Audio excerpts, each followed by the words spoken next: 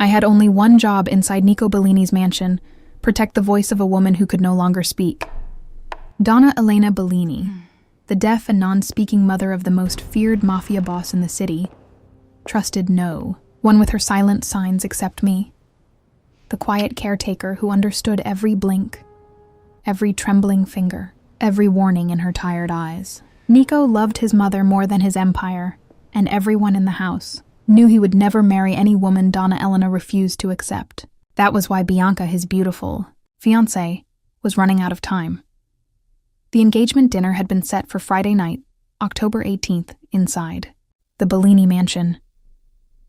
In front of the whole family, Donna Elena would be asked to bless the marriage, and Bianca already knew the old woman's answer would be no. On Thursday afternoon, one day before that dinner, Nico called Bianca to ask about his mother. Bianca answered sweetly, the way she always did when Nico was listening. She told him Donna Elena was resting, that everything was fine, and that the next evening would be perfect. Then she placed the phone on the table, thinking the call had ended. But it had not. Nico was still on the line. I am Sophia, and I am telling you this after everything happened, from the same mansion where that one forgotten phone call changed all our lives. What Bianca said next, and what Nico heard on the other end of that call, shocked everyone. Watch this story until the end, subscribe to the channel, and tell me in the comments where you are watching from. To understand that Thursday afternoon, I have to start with the life I had before anyone in Nico Bellini's mansion knew my name. I was not born into money, power, or protection. I was born in a small apartment above a bakery, on a narrow street where people knew each other's troubles before they knew each other's names.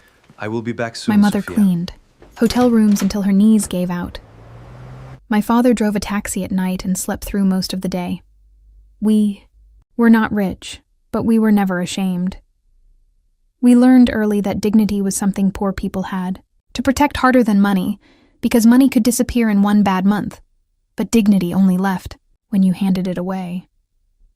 By the time I was 32, I had never been married, not because no one had asked, but because every offer came with a condition I could never accept.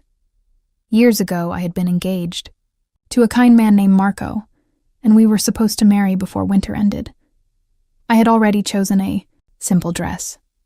He had already saved for a small apartment.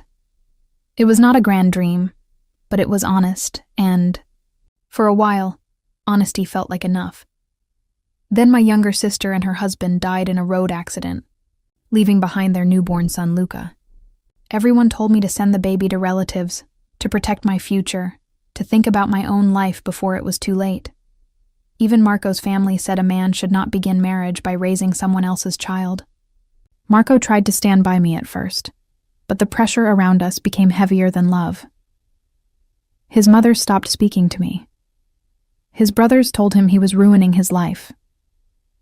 People looked at me as if I had chosen trouble on purpose. In the end, the engagement broke, and I let it break. Luca was not my burden. He was my promise. The first night I brought him home, he cried until morning.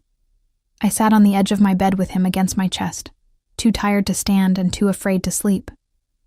When he finally stopped crying, his tiny hand closed around my finger, like he had already decided I belonged to him. From that moment, I stopped thinking of him as my sister's son. He became mine in every way that mattered. I became a mother before I became a wife. And after that, I stopped accepting any love that asked me to abandon him. I did not become a caretaker by accident. Before the Bellini mansion, I worked at a small care home near the old church district, a place where elderly people came after strokes, accidents, and illnesses, took away the simple things most of us never thank God for: a clear voice, steady hands, easy hearing, quick words. Some of them were deaf, some could hear but could not speak. Some could not write more than 2 letters before their fingers gave up. The first months there were hard. I made mistakes. I misunderstood people. I cried in the storage room because I felt useless. But slowly, I learned. I learned basic sign language from an old retired teacher who had lost her hearing as a child. I learned how to read lips badly at first, then better. I learned that a person's eyes can answer before their hands move. I learned that anger can live in a closed fist, pain in a held breath, shame in the way someone refuses to look toward the door. I learned how to use alphabet boards, picture cards, finger taps, blinking patterns, and writing boards.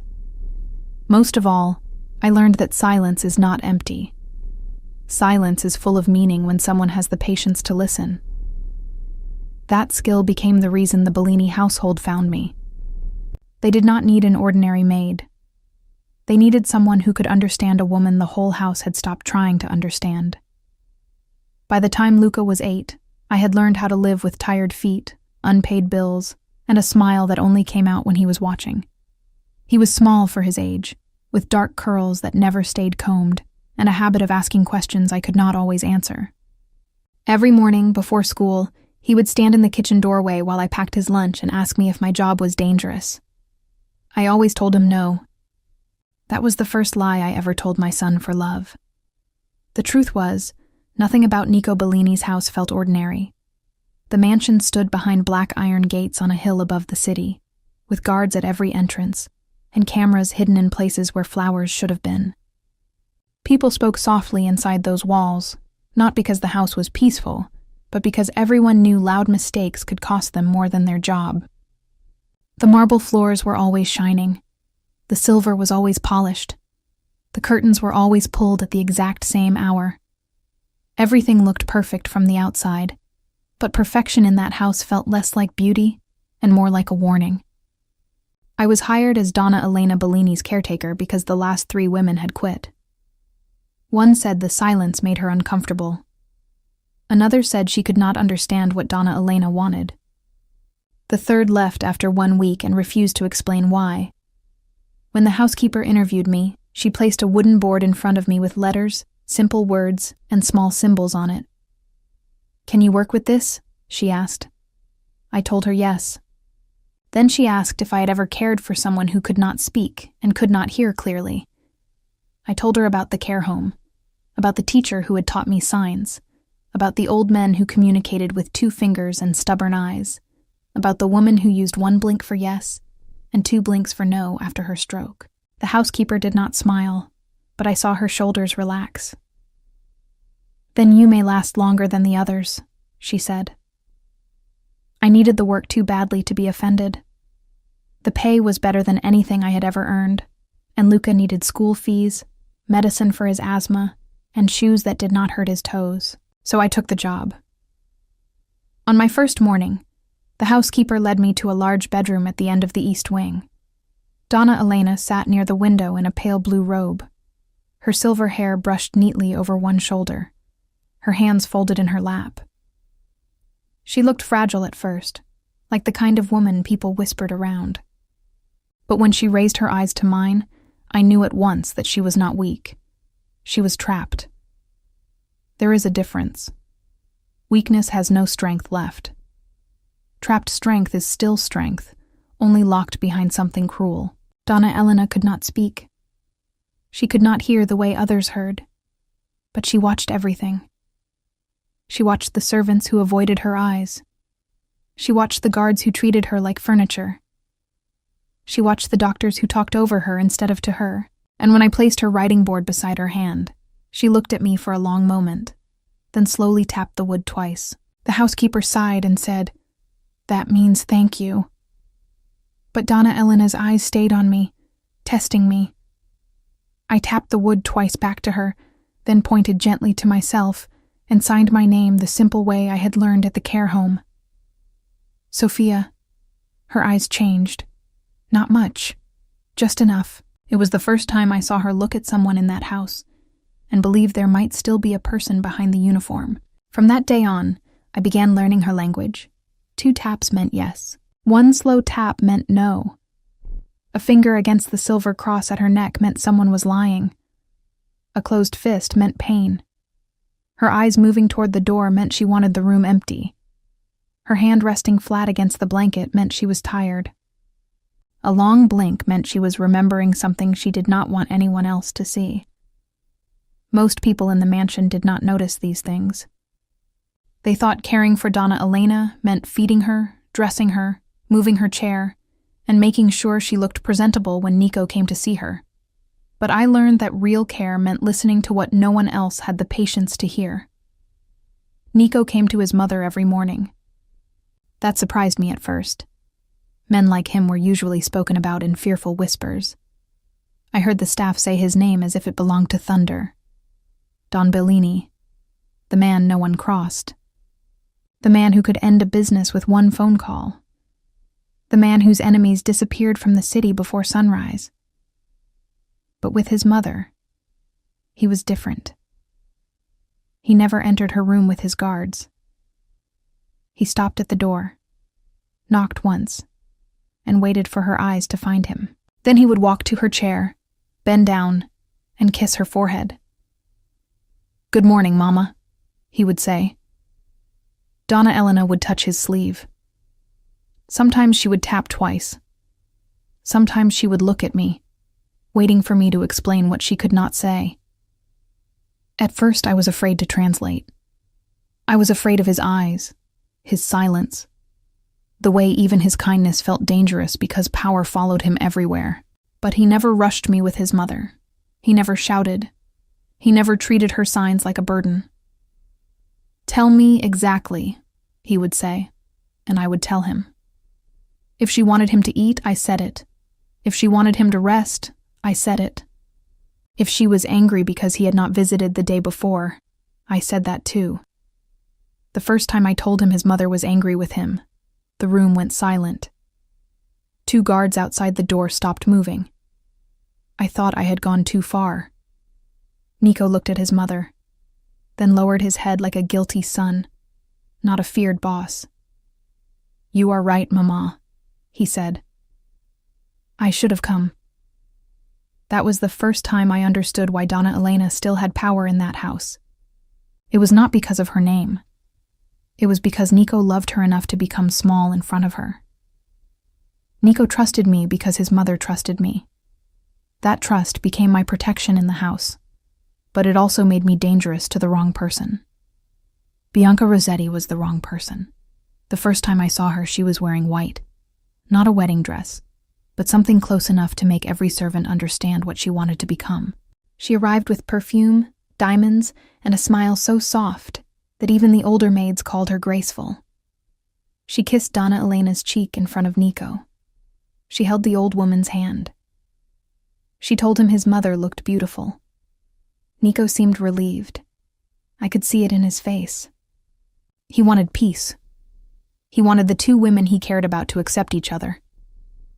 But Donna Elena's fingers tightened on the arm of her chair the moment Bianca touched her. I saw it. Bianca saw that I saw it. And from that day, she never smiled at me the same way again. In front of Nico, Bianca was gentle. She brought flowers for his mother. She asked about her meals. She touched the blanket over Donna Elena's knees and called her Mama Elena, in a sweet voice that made the staff look away and smile. But when Nico left the room, the sweetness disappeared. Bianca would stand too close to Donna Elena's chair. She would move the writing board just out of reach. She would speak slowly, not because Donna Elena could hear her, but because she enjoyed saying cruel things to a woman who could not answer back. "He will marry me," she once whispered, while fixing her lipstick in the mirror. "You can stare all you want." Donna Elena's hand shook toward the board. I stepped forward to help her, but Bianca turned and looked at me. "Leave it," she said softly. "She is tired." I did not leave it. I placed the board back beside Donna Elena's hand. Bianca smiled, but there was no kindness in it. That was the first time I understood she did not just dislike me. She feared what I could translate. She feared my skill. She feared the fact that I could read in Donna Elena's eyes what she was trying to hide behind diamonds. The rule about Donna Elena's blessing had existed long before Bianca came. Nico had told the family many times that he would never marry a woman his mother refused to accept. Some people thought it was tradition. Some thought it was respect. I think it was guilt. Donna Elena had lost her voice and hearing after a violent attack years before, and Nico had never forgiven himself for not being there when it happened. He built her the safest room in the mansion. He hired doctors, nurses, guards, and specialists. He gave her everything money could buy. But he could not give her back the life she had before. So he gave her power in the only way he knew. No woman would become his wife unless Donna Elena blessed the marriage. For Bianca, that rule was not romantic. It was an obstacle. Bianca did not love Nico the way people love a man. She loved the name Bellini. She loved the cars that arrived before she asked. She loved the guards who opened doors. She loved the way shop owners became nervous when she entered with Nico's ring on her finger. She loved the mansion, the money, the power, the future seat beside him at every dinner where frightened men would call her Signora Bellini. I saw it because poor women learned to recognize hunger in all its forms. Mine was for safety. Hers was for possession. And as the engagement dinner came closer, she began to panic. At first, the panic showed in small ways. She started visiting Donna Elena more often, always when Nico was busy. She brought expensive scarves, pearl combs, imported sweets, things Donna Elena never asked for and never touched. Then she began asking me questions. Does she understand everything? Can she write clearly? Can Nico read her signs without you? If she is tired, could she mistake one sign for another? I answered only what I had to answer. Bianca noticed. One afternoon, while Donna Elena slept, Bianca stood beside me near the wardrobe and said, "You are very loyal for someone who is paid to be here."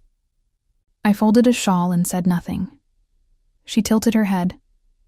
"Loyalty is beautiful, Sophia, but it does not pay school fees forever." My hand stopped for half a second. It was enough. Bianca smiled because she had found the door she wanted. "Luca is 8, yes?" she asked. Small, curly hair, blue backpack. I turned to face her. "Do not say my son's name." Her smile widened. "Then do not make me." That night, I did not sleep. I sat beside Luca's bed and listened to his breathing. His asthma always grew worse when the air turned cold, and I kept one hand near his inhaler even after he had fallen asleep. I told myself Bianca had only wanted to frighten me. Rich women like her used threats the way other women used perfume, lightly, because they enjoyed the effect. But the next morning, when I walked Luca to school, a black car was parked across the street. I did not know the driver. He did not look away when I looked at him. Luca tugged my hand and asked, "Mama, why are you squeezing so hard?" I let go and smiled. "I am sorry, darling." I was thinking, it was another lie told for love. From that day, the world became smaller. I went from home to school, from school to the mansion, from the mansion back to school, always watching the street, always checking whether the same black car had followed. I could not go to Nico. That is what people who have never been afraid do not understand. Truth is easy when the person threatening you has no access to what you love. Bianca did not have to touch Luca to control me. She only had to make me imagine one afternoon when he did not come out of the school gate. For 3 days, I lived inside that image. Donna Elena knew something had changed. She watched me too closely. When I poured her tea, my hand shook. When Nico entered the room, I avoided his eyes. Donna Elena tapped once. No. I looked at her. She tapped again, slower. No. Then she touched the silver cross at her neck. Someone is lying. I whispered, "Please, not now."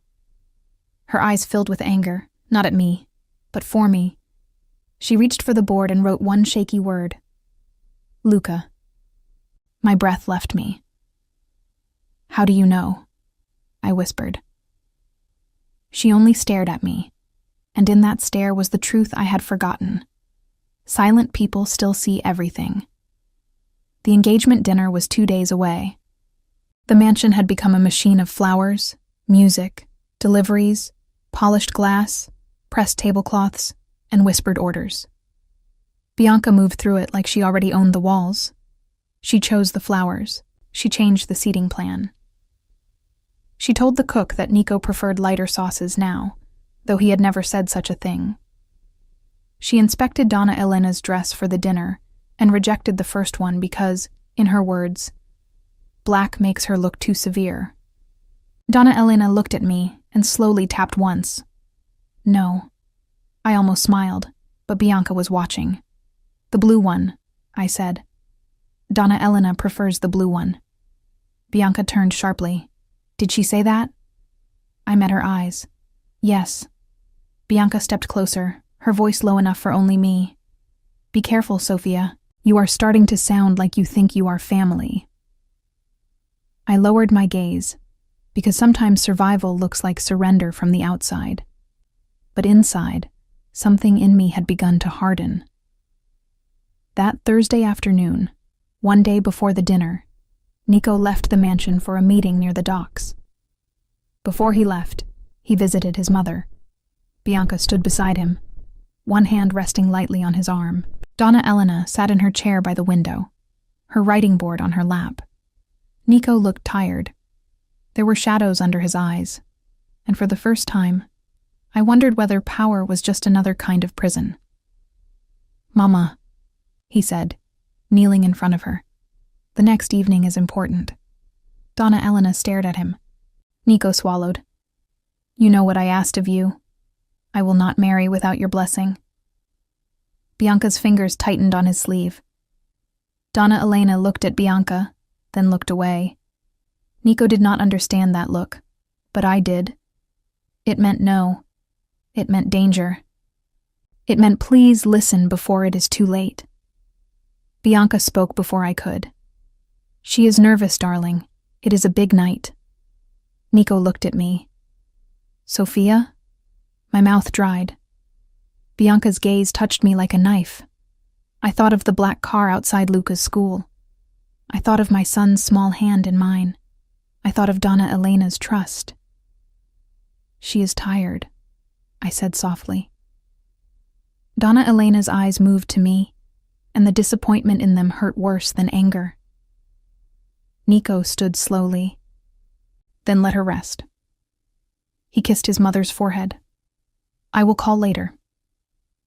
He left with Bianca walking beside him, still playing the gentle bride. I stayed behind, unable to breathe properly. Donna Elena did not look at me for almost a full minute. Then she tapped the board once. No. I knelt beside her chair. I am sorry, I whispered. I am so sorry. Her hand trembled. I placed the pen between her fingers. She wrote slowly, painfully.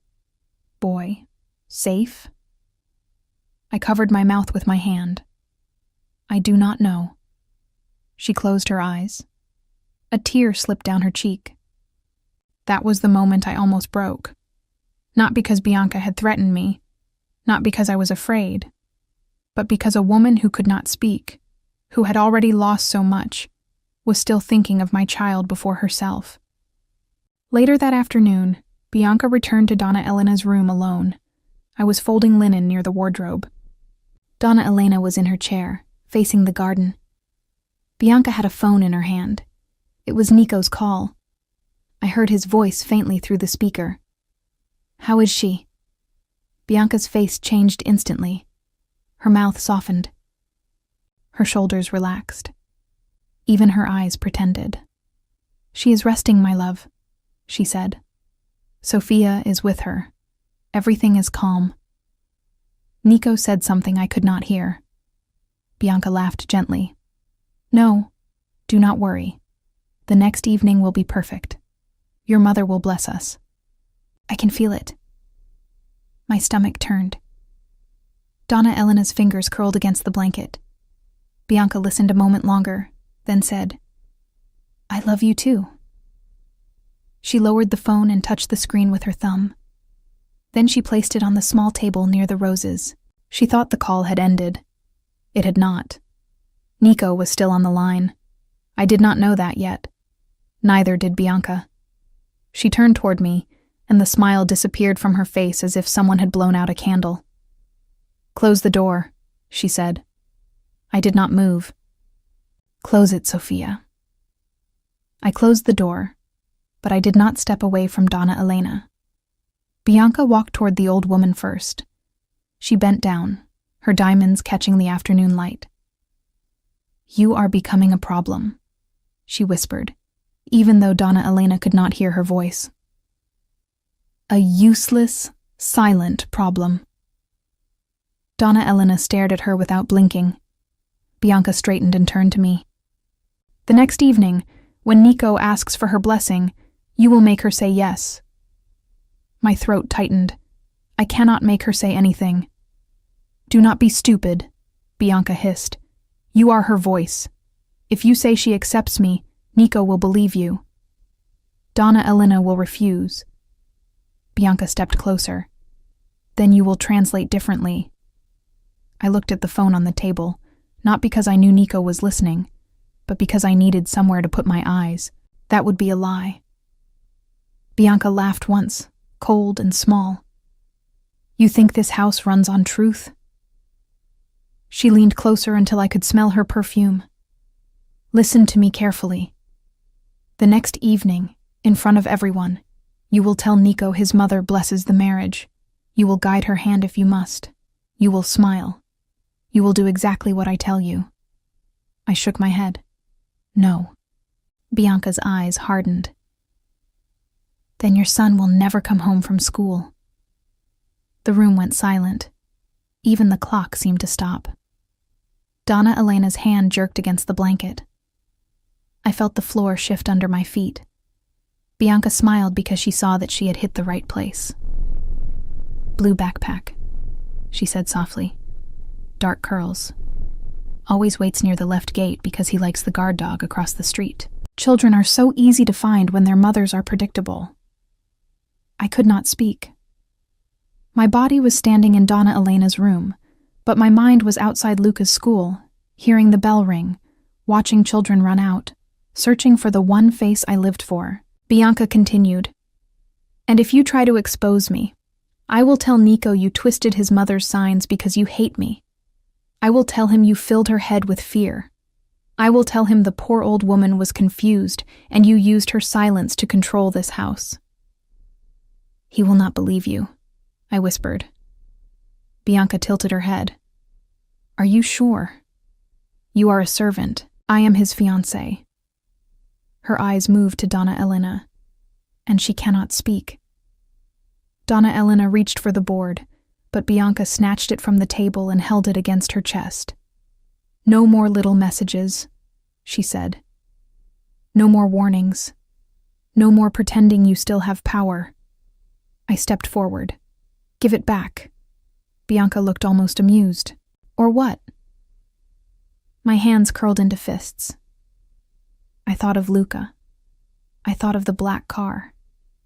I thought of every woman who had been forced to swallow truth because someone stronger knew where her child slept. I lowered my hands. Bianca saw the surrender and smiled.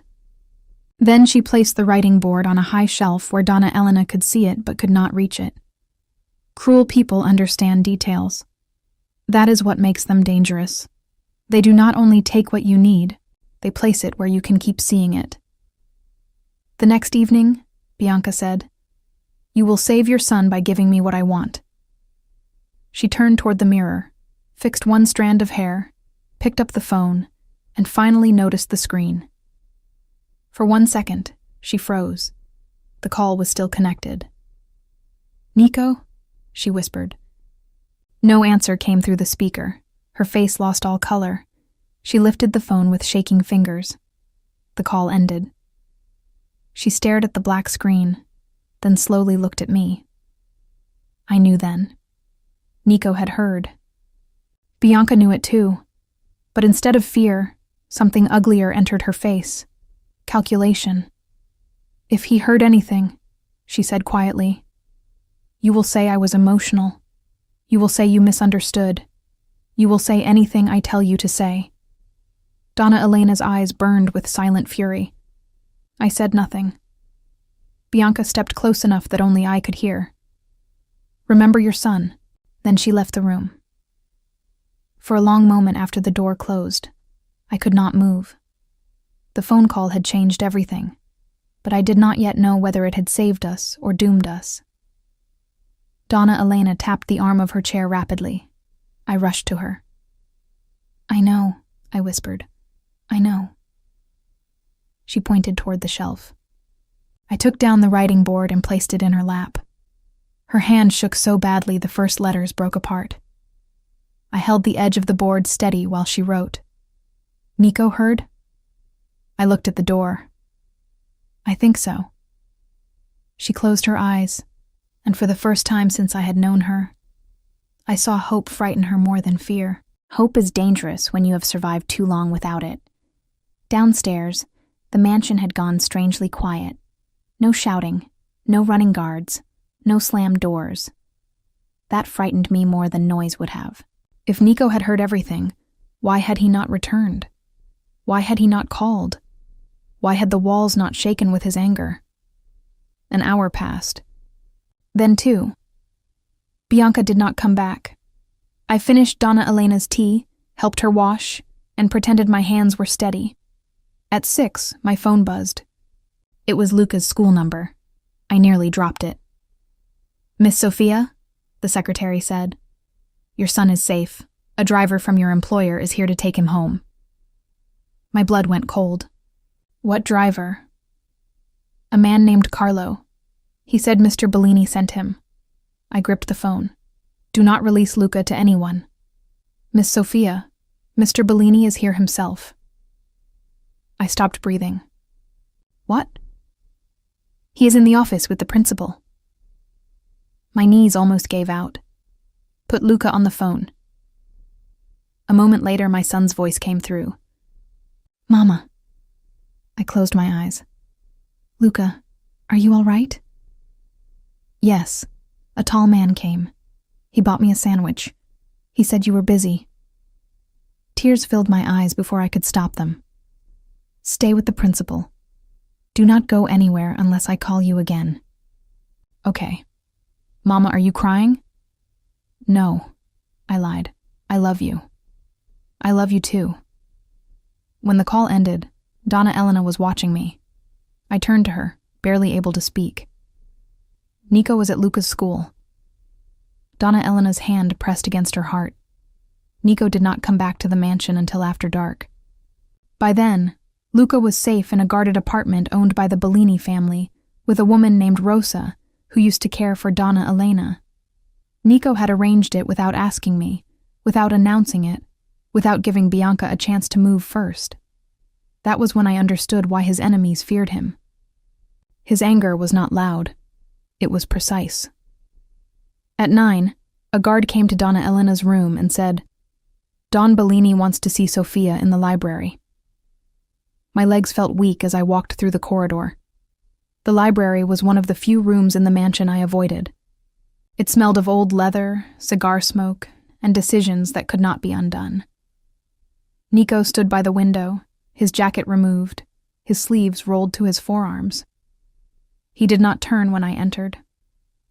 On the desk lay a phone, a small recorder, and a photograph of Luca outside his school.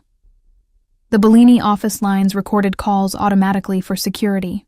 Men like Nico did not trust memory when proof could be kept.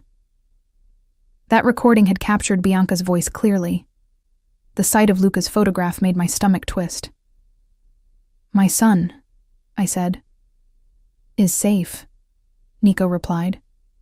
His voice was calm, which made it more dangerous. "No one will touch him." I gripped the back of a chair. "Did you hear everything?" Nico turned then. His face was not the face of a man betrayed by a fiancée. It was the face of a son who had just learned his mother had been suffering in the next room while he walked past the door every day. "I heard enough," he said. Shame rose in me. "I should have told you." "Yes," he said. The word hurt because it was true. Then his jaw tightened. "But she knew where your child was." I looked down. I was afraid. "You had reason." Silence stretched between us. I expected questions about Bianca first. Instead, he asked, "How long has my mother been afraid of her?" My eyes filled. "Since the first day." Nico looked away as if I had struck him, and I did not see it. I did not know what to say. He turned back to me. "Tell me everything." So I did, not all at once. Truth that has been buried under fear does not always come clean. It comes in pieces, with pauses, with shame attached to things that were never your fault. I told him about Bianca moving the writing board. I told him about the cruel whispers, the questions about whether Donna Elena could be misunderstood, the black car outside Luca's school, the way Bianca had begun watching me every time I translated. Nico listened without interrupting. Only once did he move, when I told him Bianca had called Donna Elena useless. His hand closed around the edge of the desk so hard his knuckles whitened. "Why did my mother not write it to me?" he asked. "Bianca never left her alone with the board long enough when you were near," I said. "And when she tried, someone always interrupted." Nico's eyes darkened. "Someone?" I nodded. "The housekeeper, sometimes one of Bianca's assistants. I think she had help." Nico looked at the recorder on the desk. "She does." My breath caught. "You know who?" "Not all of them. Not yet." He picked up the photograph of Luca and placed it face down, as if he understood it hurt me to see it. "The car outside your son's school belongs to a man who worked for Bianca's cousin. He was picked up 20 minutes ago." I swallowed. "Picked up?" Nico's eyes met mine. "He will not go near your son again." I did not ask what that meant. In Nico Bellini's world, some answers were safer unspoken. "What do you want from me?" I asked. "The truth," he said. "The next evening, in front of everyone." Fear returned so quickly I almost stepped back. "You want me to expose her at the dinner?" "I want my mother to speak."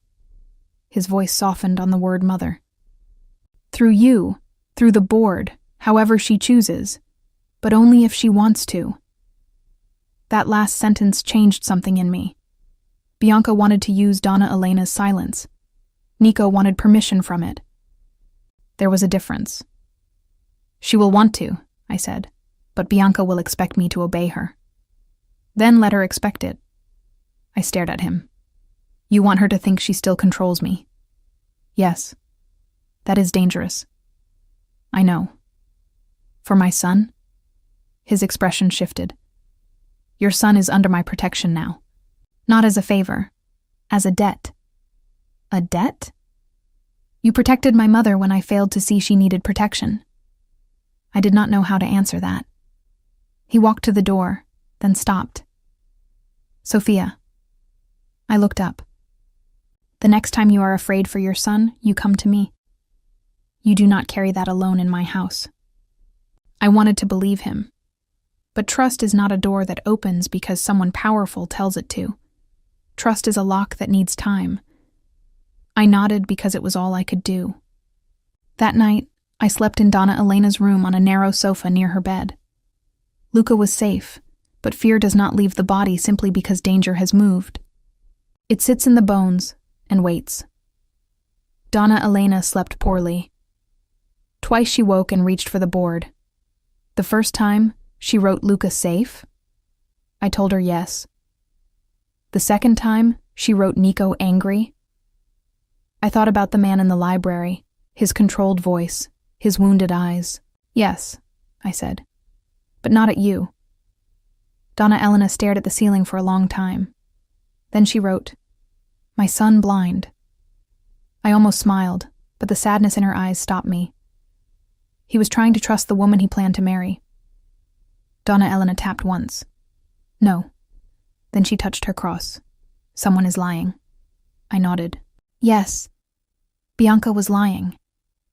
Donna Elena's fingers tightened around the pen. She wrote, "I warned." Tears burned my eyes. "I know." She looked at me then, and I understood what she meant. Not only about Bianca. Years ago, Before the attack that stole her voice and hearing, she had warned someone about another smiling woman, another danger that came dressed as love. No one listened. Now history had returned wearing diamonds and calling itself a bride. The next morning, Friday, October 18th, the mansion woke like a stage before a performance. Florists arrived before sunrise. Caterers carried silver trays through the side entrance. Guards checked every guest name twice. Bianca moved through the chaos in a pale cream dress, her face calm again, her hair pinned perfectly, as if she had not threatened a child the day before. When she entered Donna Elena's room, I was brushing the old woman's hair. Bianca looked at me through the mirror. "How is Luca?" she asked softly. My hand froze. Donna Elena's eyes sharpened. "Safe," I said. Bianca's smile flickered. "For now?" "Safe," I repeated, and this time there was something in my voice I had never allowed her to hear before. Bianca studied me. She was clever enough to sense a change, but proud enough to believe fear would return when she needed it. She walked to Donna Elena and touched her shoulder. Donna Elena did not move. "Tonight will be beautiful," Bianca said. "All you have to do is sit there and let Sophia speak for you." Donna Elena slowly lifted her hand and tapped once on the arm of the chair. "No," Bianca's eyes flashed. Still stubborn, I placed the brush down. "She needs rest before the dinner." Bianca turned. "Do not forget your place." I met her gaze in the mirror. "I know my place." For the first time, Bianca looked uncertain. It lasted only a second, but I saw it. And because I had spent years reading silent signs, 1 second was enough. At noon, Nico came to his mother's room. Bianca was not with him. He looked as if he had not slept. Donna Elena watched him approach. He knelt in front of her like always, but this time he did not speak immediately. He took her hand and pressed it to his forehead. Donna Elena's fingers trembled. Nico closed his eyes. "Mama," he said quietly, "I am sorry." Donna Elena stared at him, and the room seemed to hold its breath. He continued, "I should have seen it. I should have listened better. Tonight, no one will speak for you unless you want them to. Not Sophia, not me, no one." He looked at me. "May I?" I handed him the writing board. He placed it gently in his mother's lap. Donna Elena's hand shook as she wrote, "Not Sophia fault." Nico read the words, and something in his face broke. "I know," he whispered. Donna Elena wrote again, "Boy safe?" Nico nodded. "Yes, Luca is safe." She closed her eyes in relief.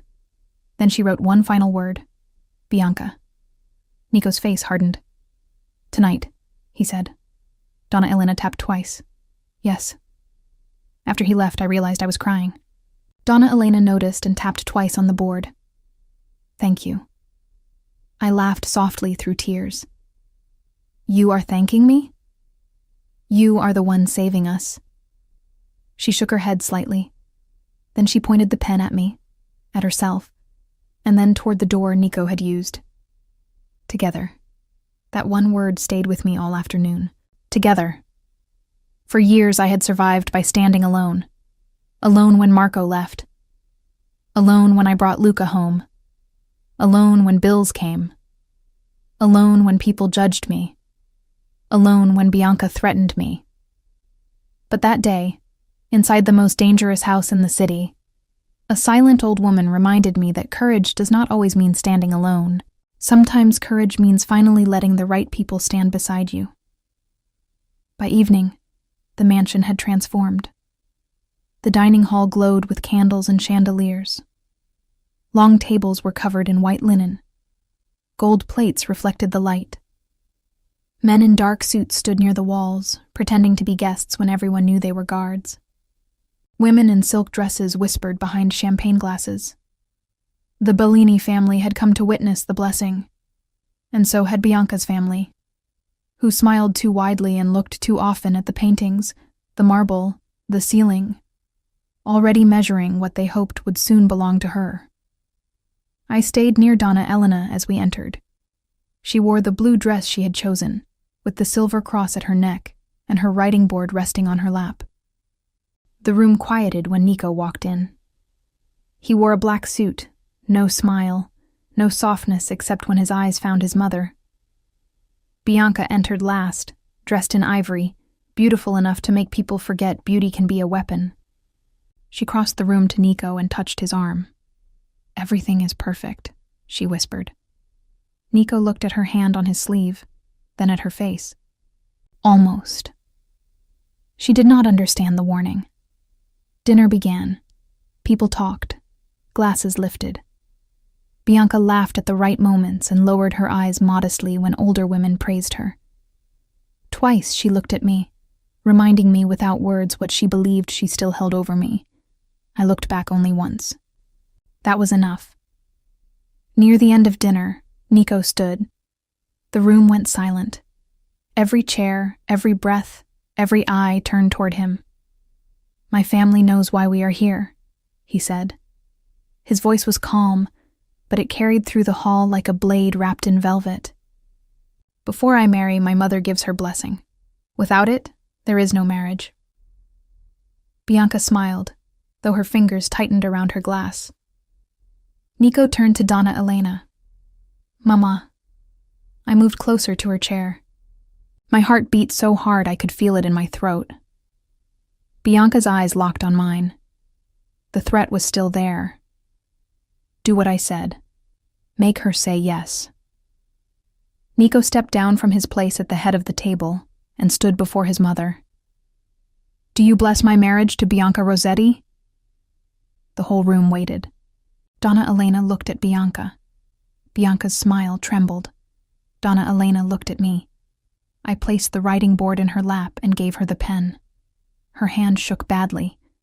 For a terrible second, I feared she would not be able to write. Bianca saw it too, and seized the moment.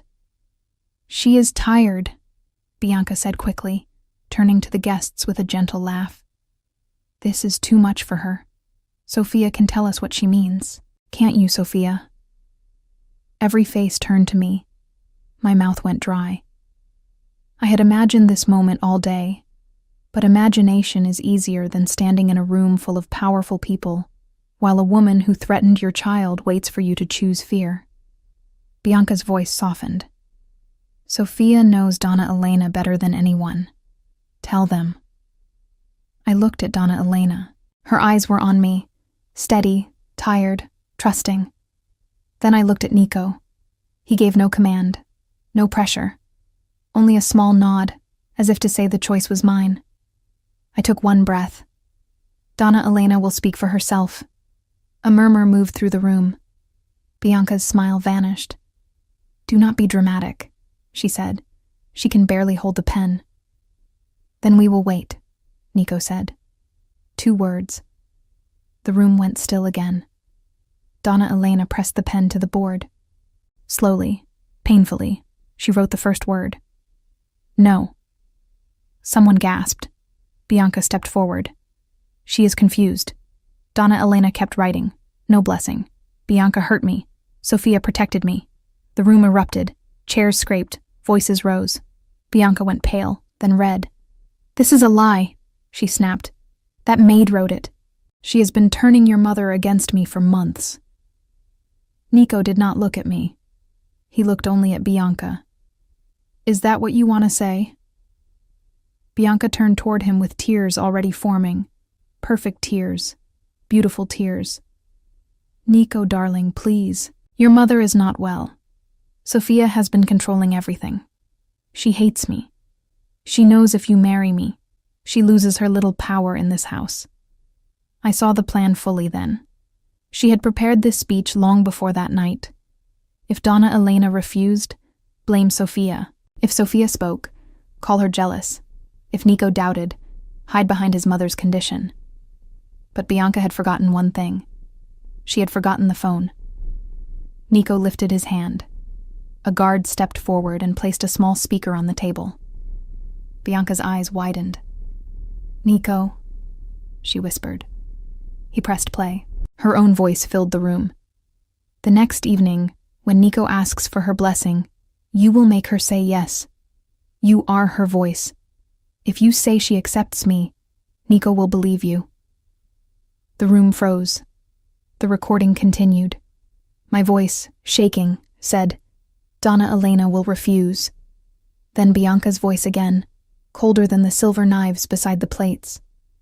Then you will translate differently, and if you do not, your son will never come home from school. A woman cried out. One of Bianca's brothers stood, but a Bellini guard moved behind him before he could take one step. Bianca stared at the speaker as if it had become a living thing. The recording continued until her final words filled the hall. You are a servant. I am his fiancée, and she cannot speak. Nico stopped the recording. Silence followed. Not ordinary silence, the kind that changes the shape of a room. Bianca looked around and understood that beauty could not save her from her own voice. Still she tried. I was angry, she said. I did not mean it. She provoked me. Nico's face did not move. You threatened a child. I was emotional. You abused my mother. No. Bianca shook her head quickly. No, Nico. I only wanted her to accept me. I love you. Donna Elena tapped once, sharp and clear. No. The sound cut through the room harder than any shout. Nico looked at his mother, then back at Bianca. My mother heard lies in you before I did. Bianca's tears changed then. They were no longer beautiful. They were desperate. Everything I did because I was afraid of losing you. Nico stepped closer. You never had me. She flinched as if he had slapped her. He removed the Bellini engagement ring from her finger himself. He did it slowly, not cruelly, but with a finality that made the entire room understand there would be no forgiveness bought with tears. Take her out, he said. Bianca screamed then. Not words at first, just rage. Guards moved in. Her family shouted. Nico's men closed ranks. Bianca pointed at me as they pulled her back. You ruined everything, she cried. I stood beside Donna Elena, one hand on the back of her chair. My knees were shaking, but I did not step away. No, I said, and my voice was louder than I expected. You did. Her eyes burned into mine until the guards took her through the doors. The room remained in chaos for several minutes. Guests whispered. Bianca's relatives argued. Nico's uncle demanded explanations. Someone said the dinner should end. Someone else said the police should be called. But Nico ignored them all. He knelt in front of his mother, right there in the middle of the hall, in front of family, allies, enemies, servants, and guards. He took her trembling hands in his. Mama, he said, and his voice broke. Forgive me. Donna Elena looked at him for a long time. Then she lifted one hand with great effort and touched his cheek. Nico closed his eyes like a child receiving mercy he did not deserve. Donna Elena tapped twice against his face. Yes. Forgiveness in her language was not dramatic. It was 2 taps from a hand that had suffered too much and still chose love. I looked away because some moments are too private even when they happen in a crowded room. Later that night, after the guests were gone and the mansion had become quiet again, I found Nico in the corridor outside Donna Elena's room. He stood alone, his jacket off, his tie loosened, his eyes fixed on the closed door. She is asleep, I said. He nodded. Rosa is with Luca? Yes. He ate too much cake and asked if all mafia houses have better food than ours. For the first time that night, Nico almost smiled. Then the smile faded. I owe him an apology too. He does not know enough to need one. Children always know more than adults think. That was true. I leaned against the wall because my legs were finally feeling the weight of the day. Nico looked at me. You should rest. I almost laughed. I do not think my body remembers how. He was quiet for a moment. "You were brave tonight." I shook my head. "No. I was afraid the whole time." Bravery is not the absence of fear. That sounds like something rich men say after poor women take the risk. He looked at me, and for 1 second I thought I had gone too far. Then he lowered his eyes. "You are right." His answer surprised me. Men like Nico were not supposed to admit when a servant was right. But that was the strange thing about him. Power had made him feared, but grief had left cracks in him, and through those cracks, his mother could still reach the boy he had once been. "What happens to Bianca?" I asked. "She will leave the city before sunrise." "That is all?" His eyes hardened. "No, but it is all you need to carry." I accepted that. Not because I trusted violence, but because I had learned some burdens are not meant to be brought into a child's breakfast conversation. And her men? Gone. The one near Luca's school. He gave names. "Did you hurt him?" Nico looked at me for a long moment. I made sure he understood children are not weapons. I did not ask again. The next morning, Luca woke in a guest room larger than our entire apartment. He was sitting up in bed when I entered, eating toast with jam and looking suspiciously at a silver tray. "Mama," he said, "are we rich now?" I laughed for the first time in days. A real laugh. It startled me. "No, sweetheart." "Then why is the butter in a little bowl?" "Because rich people are afraid of normal plates." He giggled, and the sound loosened something inside my chest. Then his face grew serious. "Did the bad lady go away?" I sat beside him. "Yes." "Because of the tall man?" "Because of the truth." He thought about that. "Can truth make bad people go away?" I brushed his curls back. "Sometimes. But it usually needs brave people to say it." "Were you brave?" I looked at my son, the child I had chosen over every easier life. "I tried to be." He leaned against me. "I think you were." That was enough. More than enough. In the days that followed, the mansion changed in ways outsiders would never notice. Donna Elena's writing board was never moved out of reach again. A second board was placed in every room she used. Nico hired a specialist not to replace me, but to teach the entire staff basic signs so his mother would never again depend on only one person to be understood. The housekeeper who had helped Bianca interrupt Donna Elena's messages was dismissed quietly. 2 guards were replaced. Bianca's flowers were removed from the garden. Her portrait from the engagement announcement disappeared from the grand hall before breakfast. But the biggest change was Nico himself.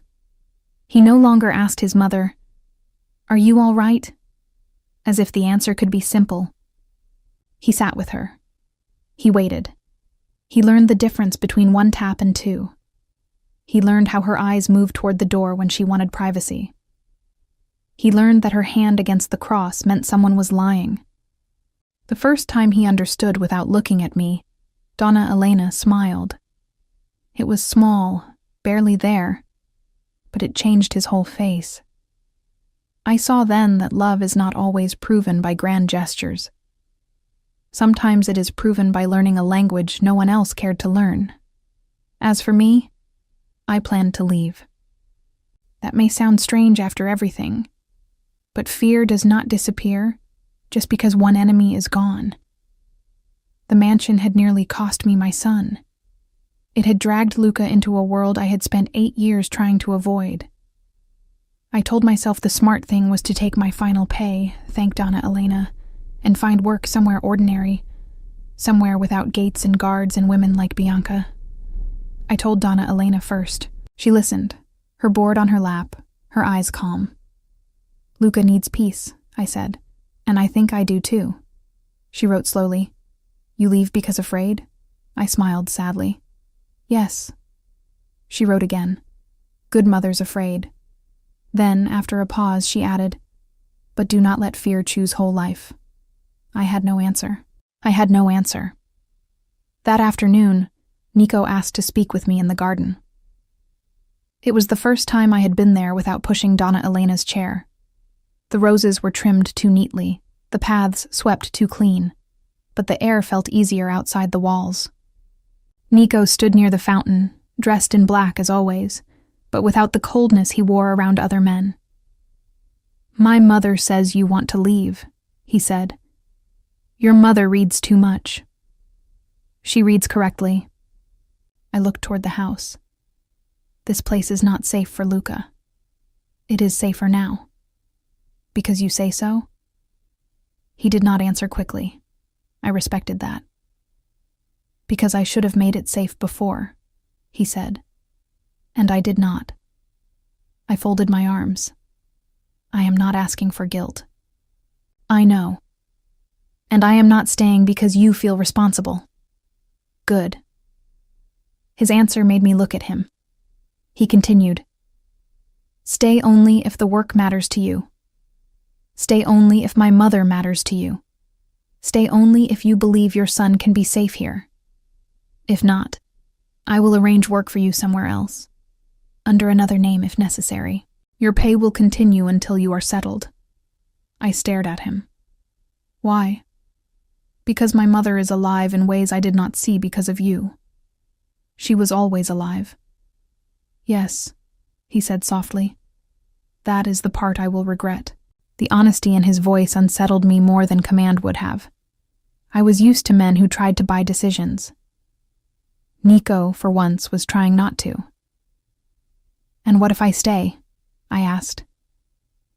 "Then you stay as Donna Elena's personal advocate, not as a servant people can order around. No one enters her room without her permission. No one moves her board. No one speaks over her. You answer to her first, then to me." "And Luca?" "A car takes him to school. A guard watches from a distance so he does not feel watched.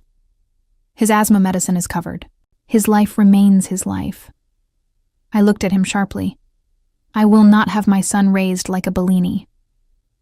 Something almost warm touched his eyes. That may be the wisest thing anyone has said in this house. I looked away because I did not want to smile. "I need time." "Take it." I stayed. Not because Nico asked, and not because the mansion suddenly became a safe fairy tale. I stayed because Donna Elena took my hand that evening and tapped twice, then placed her palm over mine. Yes, stay. And because Luca, after visiting the kitchen and discovering the cook would make him chocolate pancakes if he said please, declared that the mansion was scary but interesting, which was the most honest description anyone had ever given of the place. Months passed before people stopped whispering Bianca's name. Her family lost influence quickly. Men who had smiled at her dinner table suddenly claimed they had never trusted her. That is the way powerful people survive scandals. They rewrite their memories before anyone can question them. But inside the mansion, no one forgot. Donna Elena did not forget. I did not forget. Nico did not forget. I did not forget. Nico did not forget. Sometimes I would catch him standing in the doorway of his mother's room, watching her write, watching her choose, watching her refuse small things simply because she could. There was pain in his eyes on those days, but there was also gratitude. He had almost married a woman who saw his mother's silence as a weakness. Instead, he learned that silence can hold truth sharper than any scream. The bond between Nico and me did not become love in a single moment. It began with respect, which is rarer than romance in houses like his. He respected the way I spoke to his mother. I respected the way he never again rushed Donna Elena's answers. He respected that I did not flatter him. I respected that he listened even when my words made him uncomfortable. Slowly, trust took root in places fear had lived for years.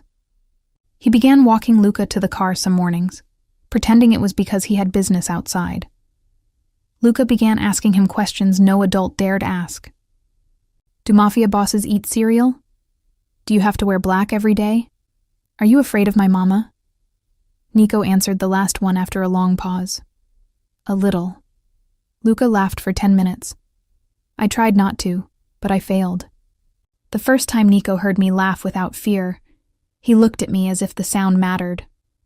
I looked away, because some looks are more dangerous than threats. Winter came softly that year. The city grew colder, the mansion warmer. Donna Elena spent more time in the sitting room, and Luca did his homework at the small table near her window, while she corrected his spelling with slow taps and stern eyes. Nico came home earlier than he used to. At first I thought it was for his mother. Then one evening I found him in the doorway watching Luca explain a school drawing to Donna Elena, and his eyes moved to me with something quiet and honest. Not hunger. Not possession. Not the look Bianca had wanted from him. Something gentler. And because it was gentle, it frightened me more. I had spent my life refusing love that demanded a sacrifice from me. I did not know what to do with love that simply stood at the door and waited for permission. One evening, near the end of winter, Donna Elena asked to have dinner in the same hall where Bianca had been exposed.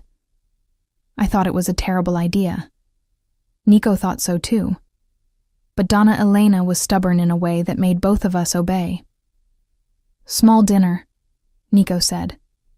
Donna Elena tapped twice. "Yes." "No guests," I said. She tapped twice again. "Yes." "No speeches," Luca added seriously. Donna Elena looked at him, then tapped once. "No." Luca groaned. "Nonna Elena, speeches are boring." She lifted one eyebrow, and Luca immediately sat straighter. Somehow, even without a voice, Donna Elena could command a room better than anyone I had ever known. The dinner was held on a Friday evening, not for an engagement, not for business, not for power, but for the family that had formed after the lie had died. There were no false guests this time, no Bianca, no families measuring the value of marble columns, only Nico, Donna Elena, Luca, Rosa, the cook who had become Luca's secret ally, 2 old Bellini relatives who genuinely loved Donna Elena, and me. The hall looked different without fear in it. The candles still burned, the chandeliers still shone, the plates were still gold-edged, but the room no longer felt like a stage for someone else's ambition. It felt, for the first time, like a home trying to remember how to be warm. Donna Elena wore blue again. I helped fasten the silver cross at her neck.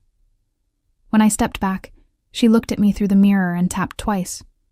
"Beautiful." I smiled. "You are."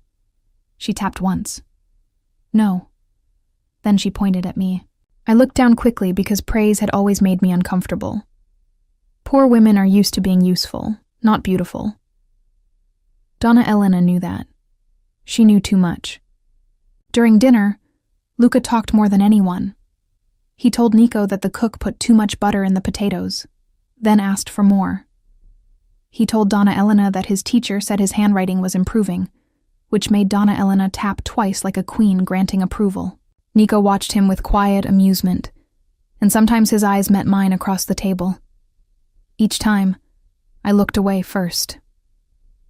Near the end of dinner, Donna Elena placed her hand flat on the table. The room went silent immediately. Nico leaned forward. "Mama?" She pointed to her writing board.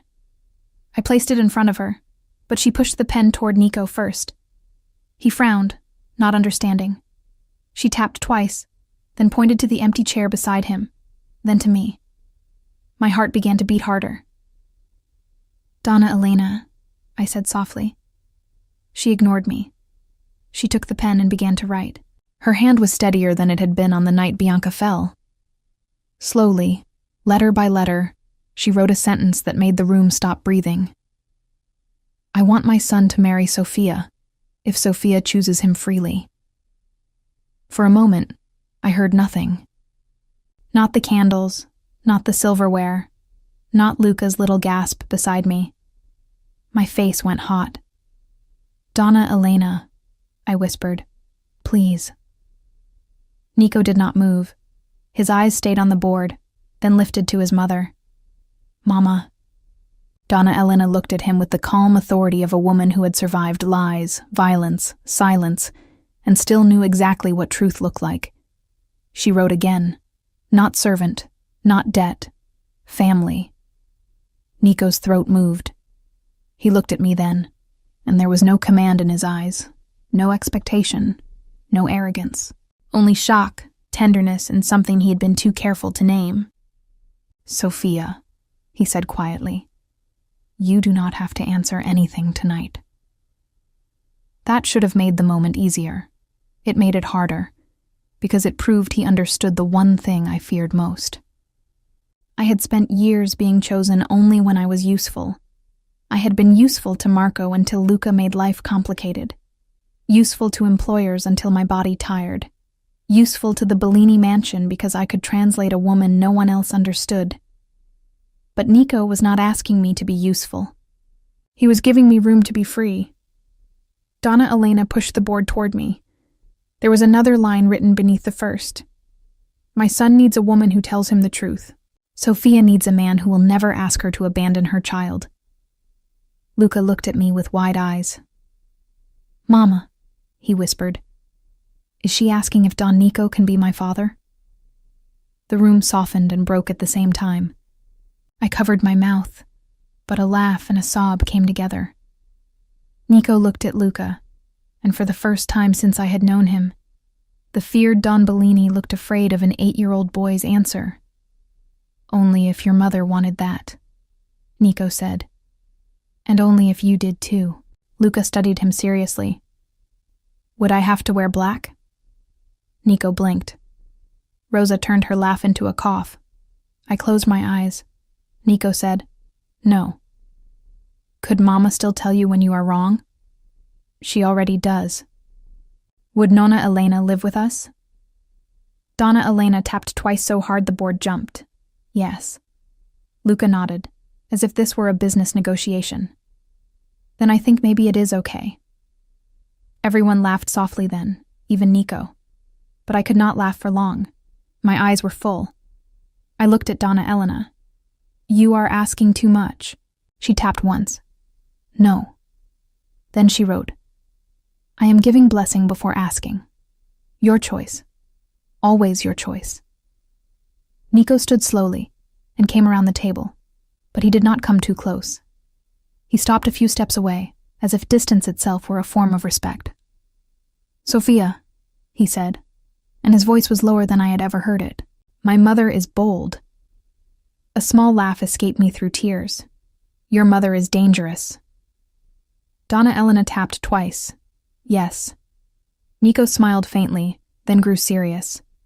"I will not pretend I deserve you because my mother says so. I will not pretend my world is simple. It is not. I have enemies. I have sins. I have a name people fear. But I also have a mother who taught me too late that love without listening is just another kind of pride. You taught me that too." I could not look away now. He continued, "I do not want you as a caretaker. I do not want you because you saved my family.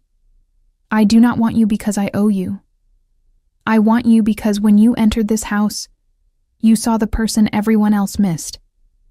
You saw my mother. You saw me, even when I did not deserve it. And if one day, not tonight, unless you wish it, but one day, you can see a life beside me, I would spend the rest of mine proving that neither you nor Luca will ever have to stand alone again." No one spoke. Even Luca was quiet. I looked at the man the city feared, standing in front of me like a man asking for mercy. Then I looked at Donna Elena, who had once been trapped inside silence and had somehow used that silence to lead us all toward truth. Then I looked at Luca, my promise, my heart, the child I had chosen before every easier life. "I spent years refusing any love that asked me to give up my son," I said. Nico's eyes did not leave mine. "I would never ask that. And I will not become part of this house's charity. Never. And if I say yes one day, it will not be because Donna Elena blessed it, or because you protected Luca, or because I feel grateful. Then say yes only if it is because you want me." My hands trembled. Donna Elena watched me with wet eyes. Luca slipped his small hand into mine. I took a breath. "Then not one day," I said softly. "Tonight." Nico's face changed, not with triumph, but with disbelief so tender it hurt to see. "Sophia." "Yes," I whispered, but slowly, with truth, with Luca, with your mother, with no secrets moved out of reach. Donna Elena tapped twice, again and again, until everyone laughed through tears. Nico came closer then, slowly enough that I could have stepped back. I did not. He took my hand, not like a boss taking what he wanted, but like a man receiving something he had no right to demand. He pressed his lips to my fingers, and the whole room seemed to exhale. Luca made a face. "Do I have to watch this?" Rosa laughed openly this time. Donna Elena tapped once at Luca. "No." Then she pointed to his cake. He understood at once and happily returned to dessert. Nico looked at me, and for the first time I did not look away. There was still danger outside those walls. There were still enemies. There would still be hard mornings, guarded gates, old guilt, and wounds that love alone could not erase. But there was also a woman who had found her voice through a board and trembling fingers. There was a boy who had gained a family without losing his mother. There was a man who had learned that power means nothing if you cannot hear the people you love. And there was me, Sophia, the quiet caretaker who had entered the mansion to protect someone else's voice and found my own waiting there too. Months later, when Nico placed a ring on my finger in the garden behind the mansion, Donna Elena sat in the front row wearing blue, with Luca beside her, holding the writing board like it was a royal document. There were no crowds of false allies, no families hungry for power, no woman in white pretending to love what she only wanted to own. There was only sunlight, roses, a few trusted people, and the sound of Luca whispering too loudly, "Mama, don't cry. Your face will look funny in pictures." I cried anyway. Nico laughed under his breath, then wiped one tear from my cheek with a tenderness that made Donna Elena tap twice in approval. When the priest asked for blessings, Donna Elena lifted her board. Nico and I turned toward her. Her hand moved slowly, but every letter came clear. "Family is who protects your voice when the world refuses to hear you." Nico bowed his head. I held Luca's hand. Donna Elena tapped twice. "Yes." That was how our story ended. Not with the fall of Bianca, not with the anger of a mafia boss, not with the fear of a forgotten phone call, but with a woman who could not speak blessing a family that had finally learned to listen. I still think about that phone call. People say Bianca was destroyed because she forgot to hang up. But that is not the whole truth. Bianca was destroyed because she believed silence meant weakness. She believed a servant could be frightened into lying. She believed a mother without a voice could be ignored. She believed a child could be used as a weapon and no one would make her answer for it. She was wrong about all of us. Donna Elena could not speak, but she said no. I was afraid, but I told the truth. Nico was powerful, but he learned to listen. Luca was only a child, but he reminded us why courage mattered. And Bianca, who wanted a throne beside a mafia boss, lost everything because one phone call stayed open long enough for justice to hear what she really was. My name is Sofia Bellini now. I was once just the quiet caretaker in Nico Bellini's mansion, the woman who carried tea and translated silent signs. But I learned that even the quietest voice can shake an empire when it is finally heard. And sometimes, the woman hired to protect another woman's voice finds a family, a home, and a love she never thought life would give her back.